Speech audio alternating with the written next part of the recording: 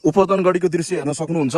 यहाँ ठ्याक्कै हामी माथि छौँ, उपदनगढीमै छौँ अहिले चाहिँ। यहाँबाट थोरै 1 किलोमिटर मात्र बाँकी छ। ठ्याक्कै हामी चाहिँ भ्यूमा आनन्द इन्जोय लिइरहेको छौँ इन्भाइरोमेन्टसँग, यहाँको वातावरणसँग होइन, रमाइलो भइरहेको छ। रमाइलो रहेछ ठाउँ चाहिँ, यस्तो बवाल लाग्यो क्या मलाई चाहिँ, पुरा लाग्यो।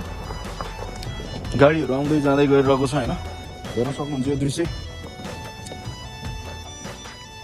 यहाँबाट चाहिँ पुरै पछि चितुन खतरा देखिँदो रहेछ, पछि चितुनदेखि लिएर यो नारायणी पुल सबै देखिने के मुनिको भ्यूहरू होइन, जति पनि छ यहाँनिर सब देखिँदो रहेछ क्या। त्यो राप्ती बगर भइहाल्यो गाडीको उता होइन, यो डाँडा डाँडा, त्यसपछि उतापट्टिको बस्तीहरू पनि टन्नै रहेछ होइन, रमाइलो छ हेर्न सक्नुहुन्छ कि उपदनगढी।